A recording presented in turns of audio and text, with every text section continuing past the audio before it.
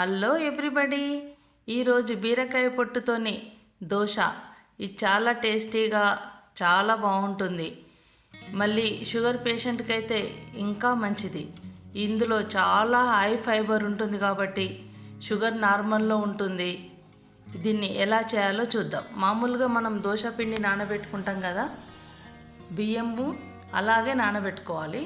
1 cup బియ్యం తీసుకొని 1/2 cup మినపప్పు తీసుకోవాలి. వాటర్ పోసేసుకోవాలి. 1 టీ స్పూన్ మెంతులు వేయాలి. 1/2 కప్పు అటుకులు వేసుకోవాలి. అన్నీ మంచిగా కడిగి ఒక 4-5 గంటల పాటు నానబెట్టుకోవాలి. 4 గంటలు అయిపోయింది, మంచిగా నానినాయి ఇవి.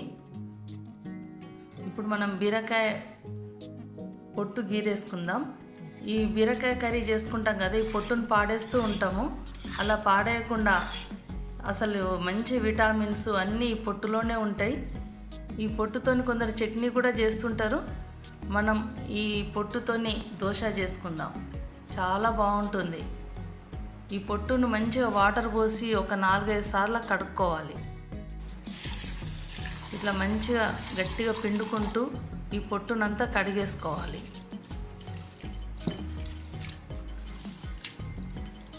తర్వాత మిక్సీ జార్లో వేయాలి. మనం నానబెట్టుకున్న బియ్యంను కూడా ఇందులో వేసేసి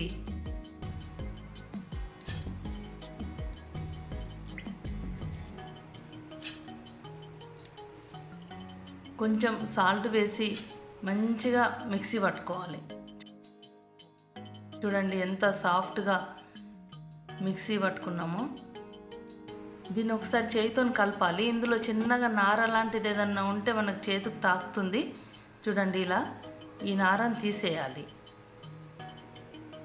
అట్లా కొంచెం వస్తుంది, 1-2 వస్తాయి అంతే. ఆ నార తీసేసి మనం ఇది పులవడానికి ఒక 4-5 గంటల పాటు పక్కన పెట్టేసేయాలి. ఇప్పుడు చట్నీ చేద్దాం. దీనికి టమాటా చట్నీ మంచి కాంబినేషన్. నువ్వులను ఫస్ట్ కొంచెం వేయించాలి. ఈ నువ్వులు కూడా మనకు చాలా మంచిది. ఇందులో చాలా విటమిన్స్ ఉంటాయి, హెల్త్కు చాలా హెల్ప్ అవుతుంది. నువ్వులు చిటపట్లాడుతుంటాయి చూడండి, అప్పుడు మనం కట్ చేసి పెట్టుకున్న టమాటాలని వేసేసుకోవాలి. అంతా ఒకసారి కలపాలి.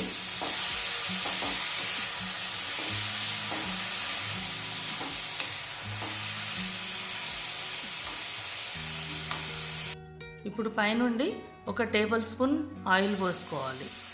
అంతా ఒకసారి కలుపుకోవాలి.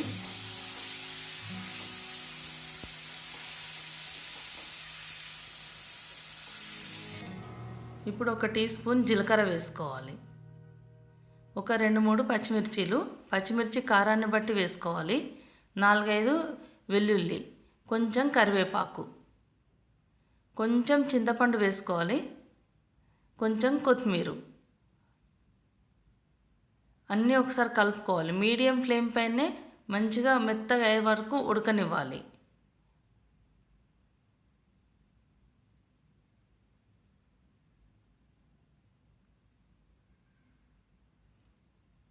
ఇప్పుడు కొంచెం సాల్ట్ వేసుకొని స్లో ఫ్లేమ్ పైనే మంచిగా ఉడకనివ్వాలి.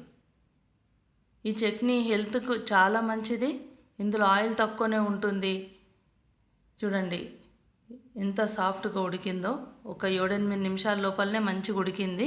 ఇప్పుడు స్టవ్ ఆర్పేసుకొని ఈ మొత్తం ఇదంతా చల్లగా కావాలి. చల్లగా అయిన తర్వాతనే మిక్సీలో వేయాలి. వేడిగున్నప్పుడు వేస్తే మిక్సీ నుండి బయటకు వచ్చేస్తుంటుంది, అంతా చుట్టూ చిల్లుతుంటుంది. అలా కాకుండా ఉండాలంటే మంచిగా చల్లగా అయిన తర్వాతనే మిక్సీ జార్లో వేసుకొని మంచిగా మిక్సీ పట్టుకోవాలి.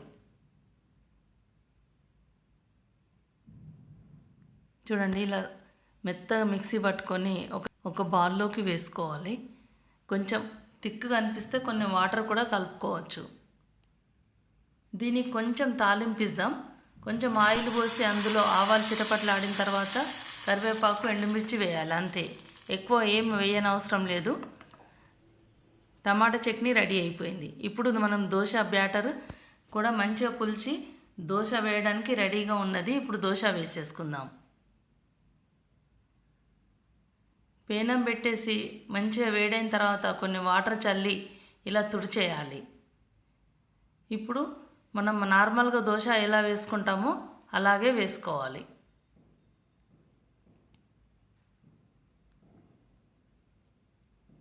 కొంచెం ఉల్లిపాయలు పైనుండి వేసుకుంటే చాలా బాగుంటుంది.